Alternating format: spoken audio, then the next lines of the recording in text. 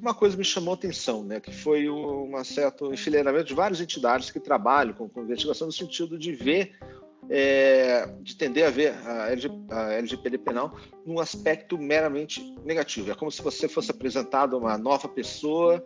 e é uma pessoa que você não conhece e por questões de conforto pessoal, por uma certa inércia, você de repente vê só as qualidades negativas potenciais dela.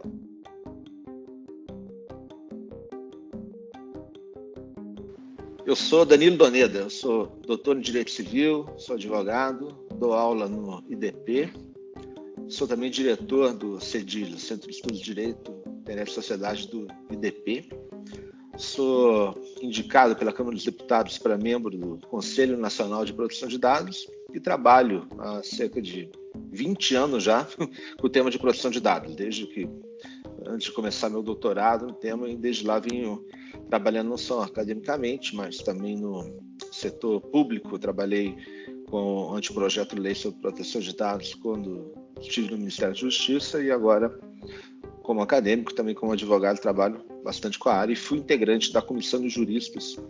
que preparou o anteprojeto de lei sobre proteção de dados, segurança pública e investigação criminal, a chamada LGPD penal, o anteprojeto.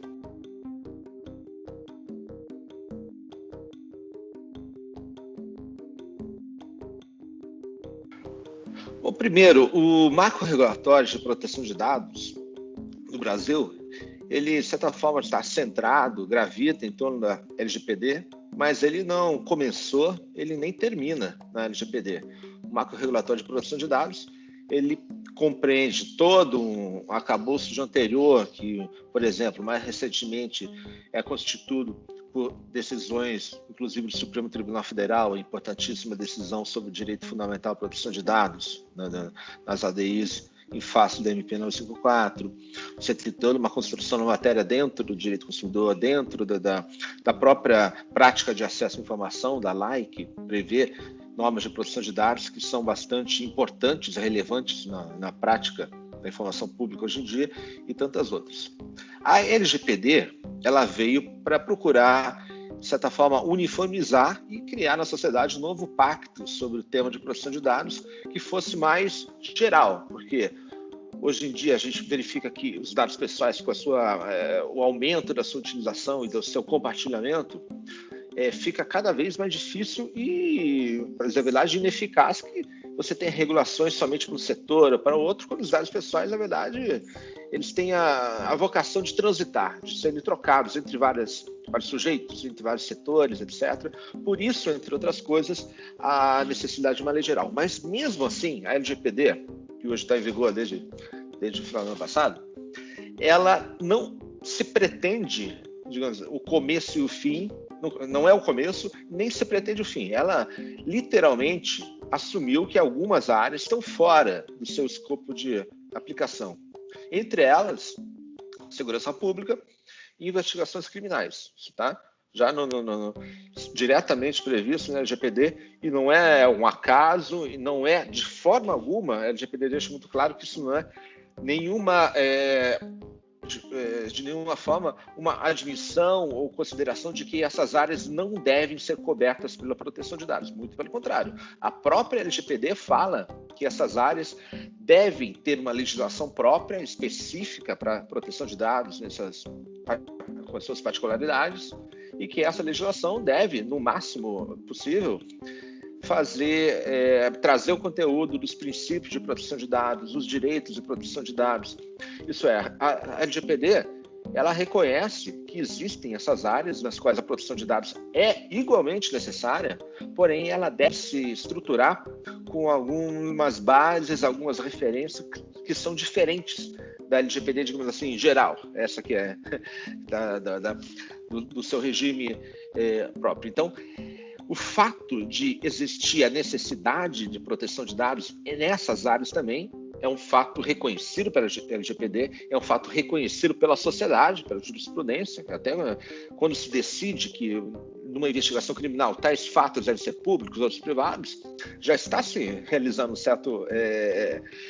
uma certa gerenciamento da proteção de dados nesses pontos. E aí o que acontece? Por que há essa necessidade e por que eu identifico que existe a necessidade de você ter uma outra lei geral para segurança pública e investigação criminal? Porque as exceções e adaptações dos princípios, direitos e vários outros pontos da LGPD são bastante, digamos assim, graves e bastante amplas. Isso não seria possível você ter o regime geral da LGPD aplicado diretamente para a investigação criminal. Se fosse assim, aí com toda a razão, algumas pessoas, algumas áreas que estão menos confortáveis com esse projeto, diria justamente que você estaria aplicando uma régua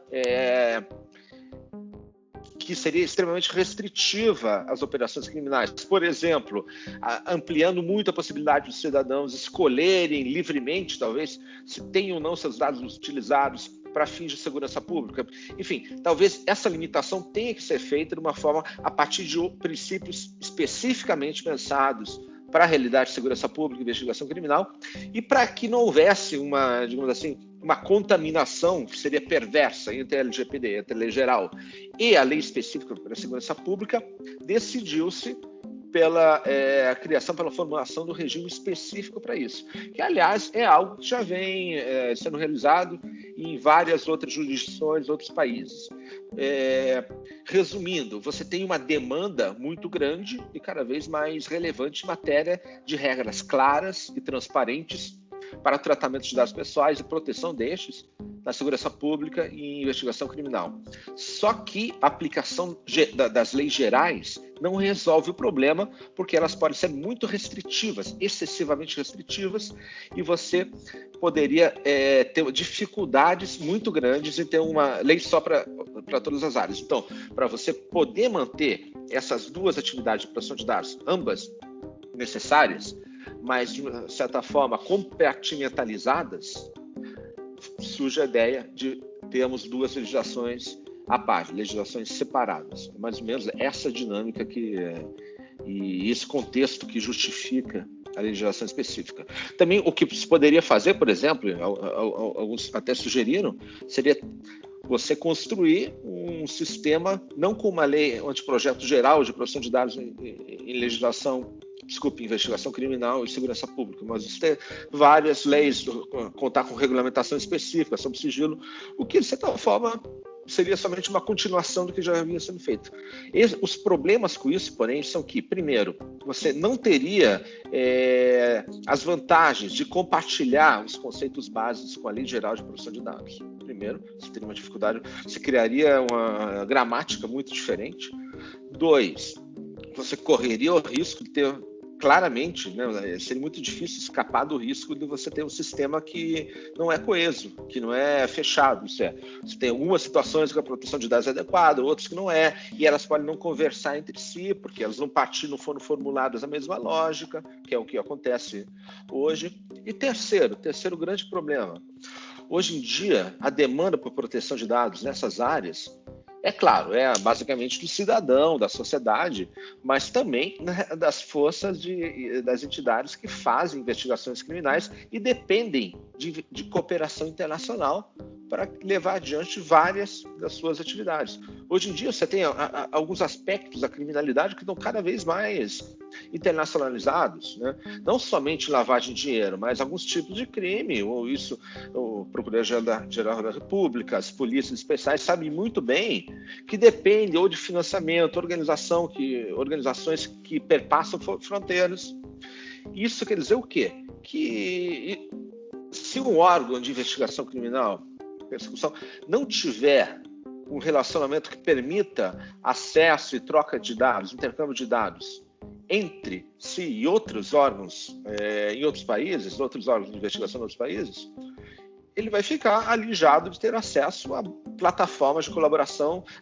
ele vai ficar, na prática, impedido de fazer seu trabalho, em muitos casos.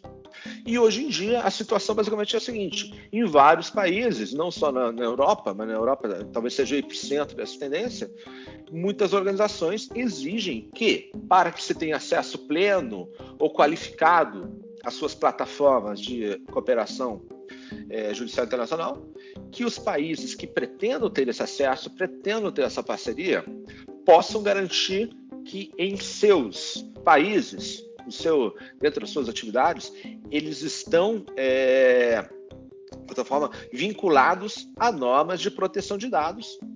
respectivamente, evitariam que esses dados passassem para terceiros, e, enfim, é a mesma lógica da proteção de dados em geral. Se você quer ter acesso a dados que estão em outro país, esse país tem todo motivo para primeiro perguntar, mas peraí, você vai proteger bem esses dados? Quais as garantias que você me oferece? E se o Brasil não tiver essas garantias para oferecer, o Brasil vai, e aliás, já está com dificuldades grandes para fazer parte, digamos assim, dessa comunidade internacional. É uma tendência irrefreável. Qualquer tipo de questionamento, de retração, pode melhorar o projeto, pode ajudar a que se chegue a termos em várias circunstâncias, melhorar, inclusive, mas eu não vejo a possibilidade de se dar um passo atrás num mundo cada vez mais conectado e que depende dessas plataformas para que, na verdade, uma grande parte da criminalidade, tráfico internacional de drogas, por exemplo, só para dar um exemplo, da criminalidade de altas consequências pecuniárias, muitas delas dependem demais dessa cooperação internacional, e o Brasil vai perder muito campo nisso se ficar sem uma norma como a LGPD penal.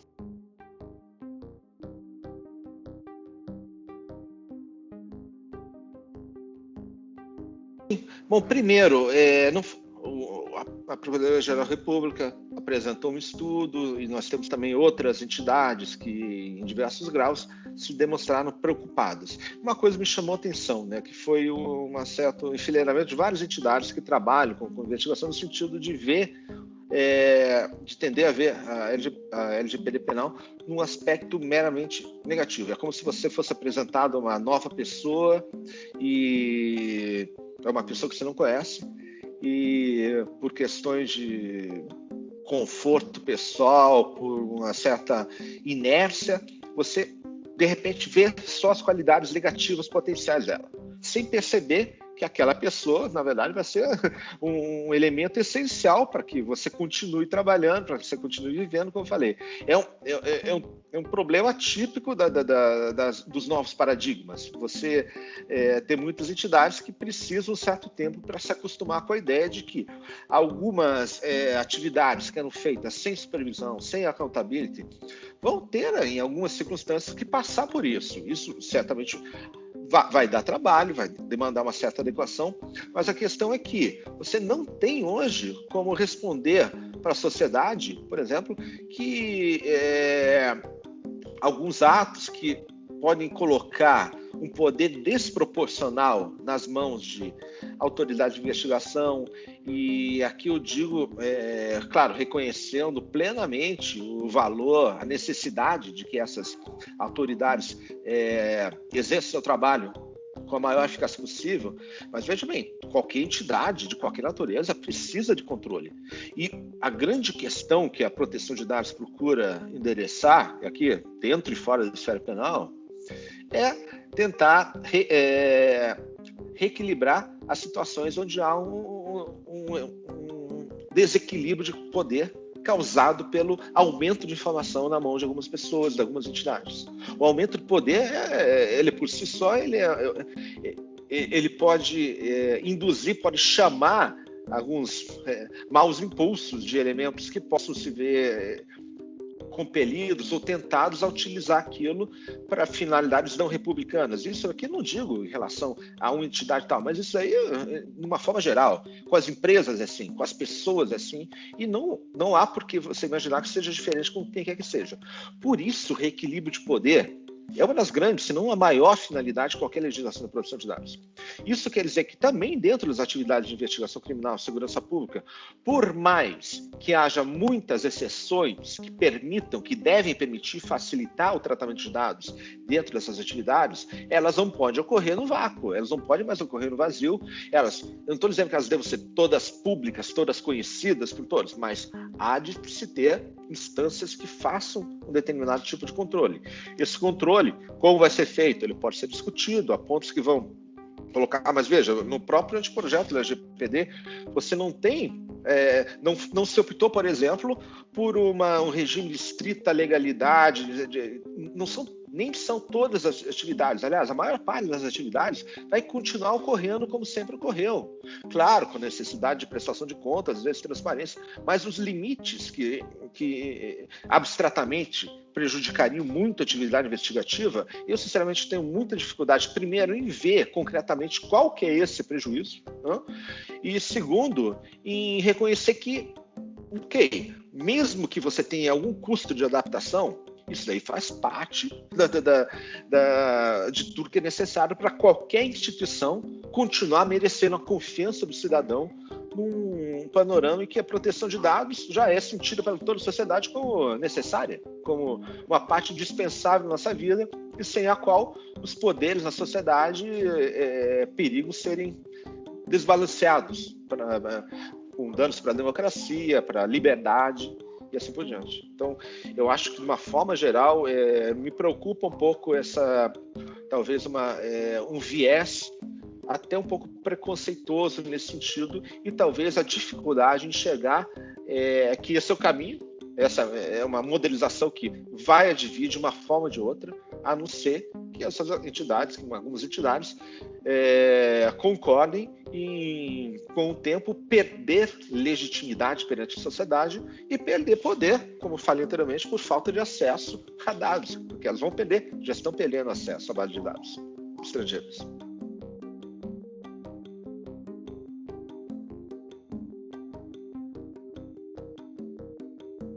Olha, é curioso isso, né? A LGPD muitas vezes é tratada como se fosse uma sombra de DPR, uma extensão. Agora que a LGPD começa a ser aplicada, a gente está vendo como ela é diferente, né? Não somente pelo contexto institucional, pela forma que é aplicada, mas porque ela realmente ela tem algumas garantias do GDPR que estão seguras no ambiente e aqui não estão, e dependendo de como a gente interpretar, vão levar a situações muito diferentes. Enfim, com a LGPD penal, talvez não seja tão diferente. Eu diria, justamente, que, até curiosamente, você tem até um pouco mais de ousadia, talvez porque seja mais recente a LGPD penal, do que a própria LGPD teve.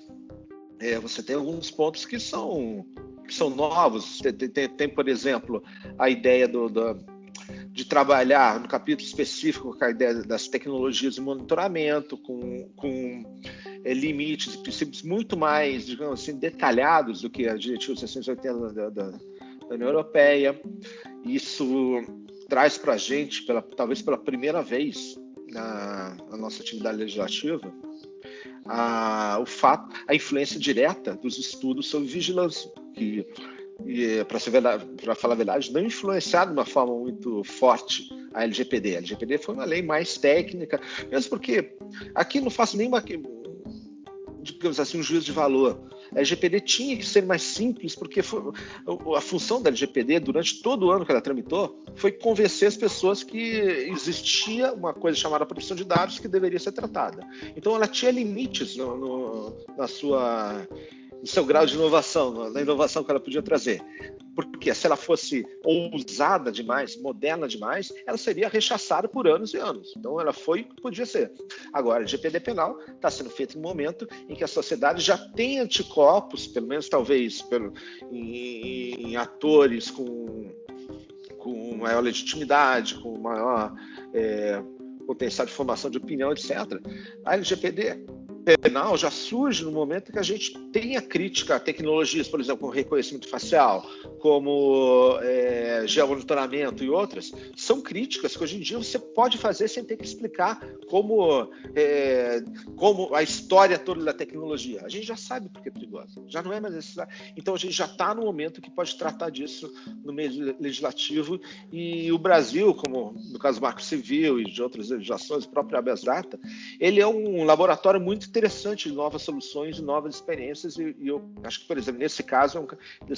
Outro caso que eu mencionaria de uma inovação, entre aspas, porque, enfim, inovação em lei a gente não tem nada, né? Tudo depende de onde as pessoas se inspiraram. Mas, de certa forma, a inovação em relação, e é diferente do GDPR, é a parte sobre decisões automatizadas, que levou em conta alguns mecanismos de diagnóstico e também de tutela que não estão presentes no GDPR, tributários muito da influência de estudos, inclusive norte-americanos, né, que a gente costuma dizer que a proteção de dados na Europa, nos Estados Unidos é diferente, mas, enfim, muitas soluções europeias e das nossas vieram dos Estados Unidos. Nesse caso do artigo sobre decisões automatizadas, você tem uma influência direta de leis estaduais norte-americanas, Washington, Nova York, de um projeto de lei federal sobre assuntos sobre utilização de inteligência artificial, e eu estou vendo aqui que muitas discussões entre especialistas e até entre a população sobre vieses, né, os biases na utilização de inteligência artificial, por exemplo, para reconhecimento facial e outras coisas. Aqui no Brasil isso vai ser muito relevante, porque existe uma tendência à informatização e utilização de inteligência artificial no judiciário que é muito mais forte e talvez seja muito mais eficaz do que em outros países. Eficaz não, seja muito mais aplicável em curto prazo